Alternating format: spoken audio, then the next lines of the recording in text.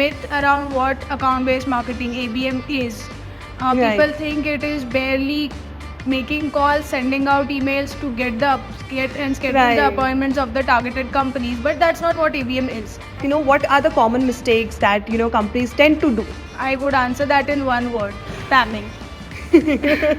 Say that the term cross-functional alignment in ABM. So how does it even cater to having a successful campaign overall? So ABM, account-based marketing, is marketing, but it includes both marketing and sales has equal role to play into it.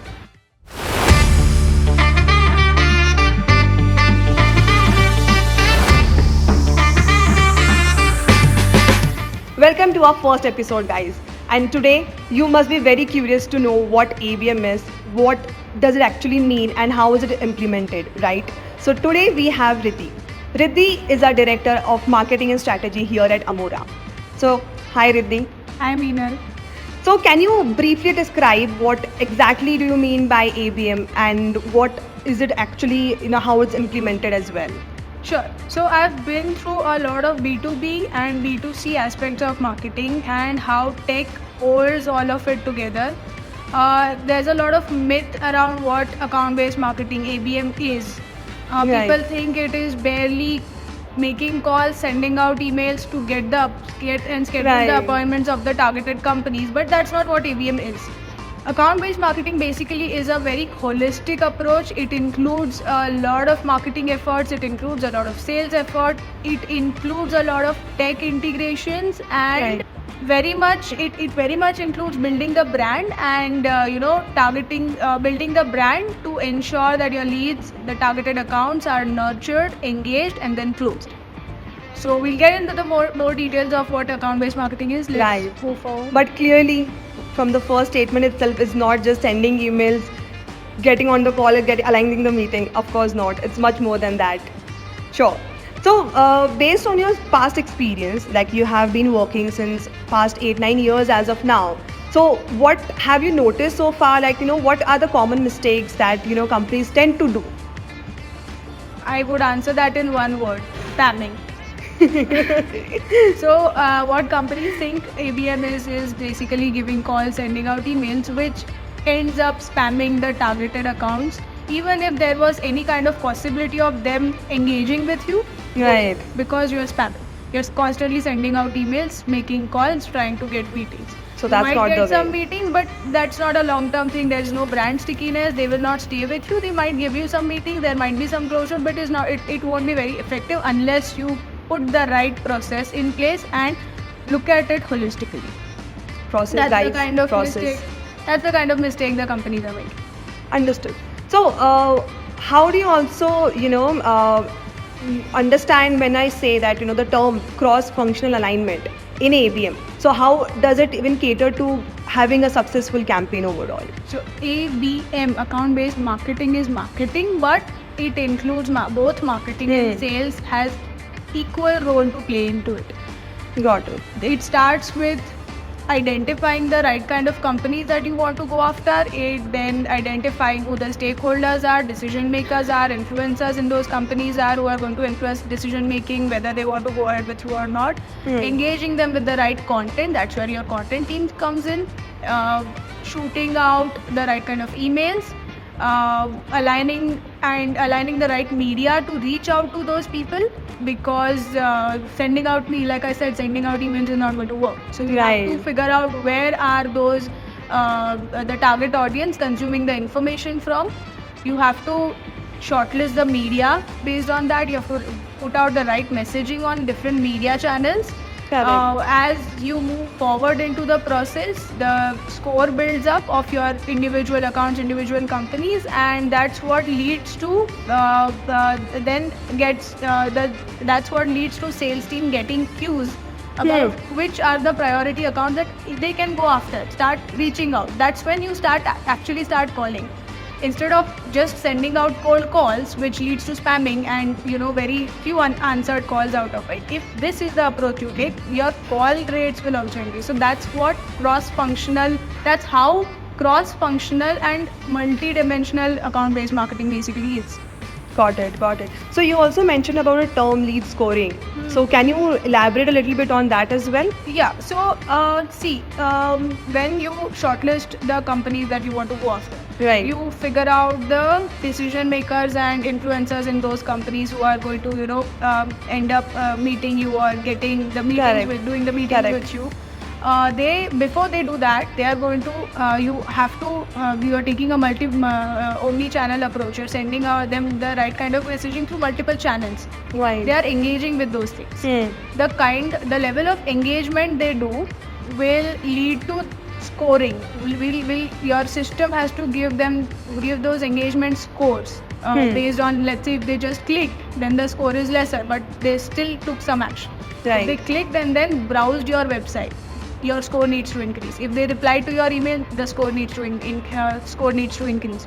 If they opened your WhatsApp and reply to that, the score needs to increase. So any action, any event, action-driven. that your target audience is taking, target accounts are taking, is basically building up the score. That's what lead scoring is. Once it. you build up the lead score, that's what gives the right cues to your sales team to start engaging. So then prioritizing them based on the Exactly. scoring itself Exactly. directly. Got it. So Riddhi, you have been working since almost a decade now. So how can you just help us understanding little more about ABM with any live example that you must have faced or experienced in your past? So even when we started off any B2B, initially the entire framework was never in place. We started with we had a lot of learnings when we went through the process, and this was few years ago, in fact, and we started the whole process, understanding, putting the framework together. We started with basically digital marketing. Correct. Reaching out to this audience with the messaging, ads and everything, and then once they start engaging or they fill up the lead form, we were nurturing them. That's where it started. That's how it started. But that's very linear, and that's not how ABM works. Right. Basically, then we had our own, our co-founders have built their own product. It's a CRM, and we had to have the right kind of approach for that product. That's when we started, exploring multiple channels. Who was our target group? We started with identifying the target group. We built around it. Let's say the target group is a certain developer. Okay. Who was the decision maker at their end? If the decision maker is this, what kind of influences does he have? What are the other people who are going to influence his decision making, his or her decision making, and what are the channels that we can reach out to him and ensure that his decision is inclined towards selecting our product. That's when a lot of content, right kind of content, Right. building validations, building use cases, case studies, having the right owned assets on own media, which is our own website, our social media. Right. All of that came into the picture. We started doing a lot of all these activities we were doing, and then we were getting decent results. But the analytics bit of it was missing. When I say analytics, Right. we were shooting a lot of, stars, but identifying what worked for which company, what exactly worked, what had lesser efforts in it, was something that we were trying to understand. Then we started we aligned certain numbers onto certain actions that people were taking, and that's what lead scoring basically is. Correct. And that's where the whole framework started falling in place. We created a dashboard where all of the activities that our leads were taking were getting mapped, and we were getting visibility on what actions they are taking, what kind of content is engaging them, and today we have a very tried and tested framework together, which is helping a lot of B2B brands with the right ROI, having the right kind of CAC for the product. Correct. We learned it through our product, so now we know nuances, ins and out of how ABM works, and we are, like I can say, on ground, I think we are the experts in doing so. Got it. So similar methodology and similar approach also applies for your manufacturing industry, followed by SaaS as well, right? Yeah, when you say B2B, ABM Everything. is going to come into the picture. Right, right. Manufacturing industries have a lot of multiple modules of sales. They have the dealers, some go The journey is different. Yeah, so that journey is different. There is direct e-commerce online journey also. There is a Correct. ROPO model also. There is leads and nurturing. All of these, any of these journeys can be mapped into the framework of ABM, and Got it. we've been lucky enough to be exposed and build that kind of expertise in any and every module. So when it's a dealer module, you are building scores for how dealers are also engaging, not just correct. at a lead level. Correct. It's a And- holistic way. and then how can, what will help those dealers also further in getting the ROI to the company. When it's Got a it. ROPO model, the lead is coming into the system. What is how is that lead behaving? What kind of content are we sending to that lead, which is moving it to deal? That's ROPO. This is how. Well, like I said, when it comes to B2B, account-based marketing is the way. And be it any kind of sales cycle, be it any kind of lead journey, this approach is going to come into the picture. Absolutely. Got it. Got it. So, Riddhi, based on your experience, like what are the most overlooked aspects while we are considering ABM? I think content marketing is a crucial aspect, which I constantly see being overlooked. When we are onboarding a lot of clients, they say that we have the ABM approach in place, ABM framework in place, but when we get into the nitty-gritties of it, That's the not even content part. piece is completely missing. Yeah. Then another aspect which is majorly missing is the integration of tech. Right. Absolutely. You need the analytics of what works for you, what doesn't work for you. And Correct. to have that kind of visibility, there has to be a tech integration. To identify the right accounts or the companies, and to identify who are the decision makers, yeah. the tools come into the picture. Right. And, these are highly missed out aspects today on ground when ABM is being implemented by a lot of companies. Got it. Got it. So, while you have also mentioned, how tech has been overlooked or content has been overlooked. So, how do you also define, when the data has been evolving on daily basis, right? Year on year, it has been changing, and we have seen a lot of, range of it. So, how do you, even define the data involvement in ABM? Your database is not a purchase database. You are not shooting in the dark. Correct. It is very well defined ICP. The term is ICP is basically your Ideal customer ideal profile. customer profile, and what it essentially means, the first step in ABM is data hunting. Correct. Which is you have to find the right tools which will give you the right authentic verified data. When I say verified data, it means you can shortlist companies based on multiple criteria, right from their revenues, company size, employee size, geographies, the functions, the designation The of the whole people that integrity you want to of it. target. You have to look at all those aspects while selecting the data. Got it. You have to use the right tool in order to be able to gather the right kind of data. So that's where data hunting tools, the whole aspect of Yeah. data comes into the picture. And then next step on the data bit would be segmentation. Segmenting them based on the geographies as well as their designations. Okay. So maybe when you're talking to C-suite, C-suite as a designation, you are going to be talking about how this will impact their business. Business level, Versus right. when you're talking the IT person, IT admins and heads are going to play an influencer, because they're going to look at whether this particular tool or CRM gonna that they're help, selling, yeah. is it going to save their time, money, effort, and does it have all the integrations in place? So you talk that language to them. Correct. So that kind of differential in language while talking to the right kind of designation, that's where all of these aspects come into the data. So basically, based on the designation, we have to keep on, changing the tonality of the communication as well. Yes. Got it. Not just tonality, even the what message are you giving, what is the takeaway from The there? right You have to approach. think, Yeah. That's where what I was trying to say, that's what is getting missed, the whole content bit. Correct.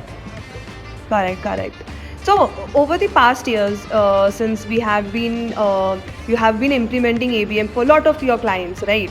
So what is your key learnings that you've gathered so far? Honestly, there are a ton of learning, but I would say there is like since we've been doing it since so many years, there's literally like a checklist embedded in our heads. Oh, can you Go by describe that?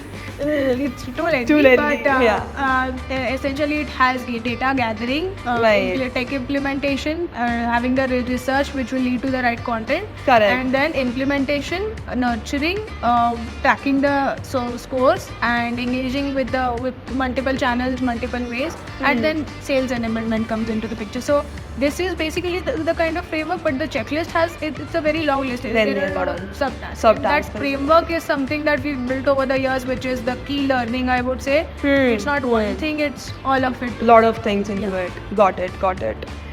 So, in your opinion, I would also like to understand, I'm sure even our listeners must be curious that how important is the integration of ABM in traditional marketing strategies that you have been seeing all around. See, traditional marketing as a word is used to describe offline marketing. Correct. Today, online and offline Have they are blended have in. completely, not completely, but blended at a stage where you don't just look at when you're building a marketing strategy for any client. You're not just going to just look at whether digitally I'm doing everything or not. Right. You're going to look at what are the factors that are influencing. Let's say I'm selling houses here. My digital campaigns to generate leads are highly influenced by what kind of hoardings have been put up, or whether I'm running any radio ad, or whether there is, because Just, your yeah. audience, like similar to B2C, a B2B audience is also exposed to multiple mediums. Correct. You have to ensure that you are present on all the mediums that are going to influence his decisions. Right. And that's where the whole traditional and digital aspects of marketing will come together. Even the same thing happens in ABM. Let's say you are running a lot of digital ads, sending out emails, sending WhatsApps, social media. Your social media is active. You're reaching out to your audience through all these digital mediums. And you are you on ground. There is an event that you're participating in. In that event, you are picking up the topic about your product ka use cases. Got it. Okay, and your TG is going to be attending that event. That's where the integration of both, on yeah. traditional and this is going to come into the picture. So yes, equally like B2B, B2C, B2B also the traditional and digital media are completely integrated. Got it. So let's go a little technical now. So what, according to you, what are the tech essential, components for an effective ABM strategy? Again, you have to have the right tools for data hunting, data nurturing, and have the visibility through the analytics. So three kinds of tech are going to play a major role in setting up your ABM. Lead hunting means gathering the database with the right criteria or that you are looking for. Lead nurturing is setting up, segmenting that data with the right messaging, ensuring right content is going out to them. That's the nurturing bit. You need the right tools for it, right? Which majorly includes CRM, having the right CRM, which includes lead scoring, and all of that. Those features need to be there in your tech and your analytics dashboard, where you can have the visibility of whatever activities you're doing, whether they are having the right effect that you need or not. So these are the three aspects of tech I would say the most essential. So, like you even answered my next question, like based on what kind of technical challenges do companies usually face. So I think that is what has been also being covered. They face in identifying what tools will go for them. Ideally, will be ideal for them, and if the budgets are not there to get all of those tools in place, what are the way arounds? Correct. To get the right kind of impact. That's where the companies, I think, face the challenges in implementing the whole. And that's when I think Amura can be the most appropriate strategy partner over here. We are getting too much into Amura's marketing, but that's not the objective of this video. But we have kind of, I would say, proudly say that we have cracked what kind of framework would actually work for us. We implemented it for our own company. Got it. So just in nutshell, if you want to quickly wrap up the whole of the conversation, how would you I would just recommend look at ABM as a holistic approach, not just a function of marketing, but an integrated approach of your sales, marketing, and All the operations. aspects, right? Look at it from a holistic, building the brand, creating the stickiness, and having the closures. Right. Got it. Yeah, that would be my comment. Thank you so much, Riddhi. So, just for our listeners, it has been a lot of keynotes and key pointers to take away from. And let's stay in touch for our next video. Thank you so much, Riddhi. Thank you.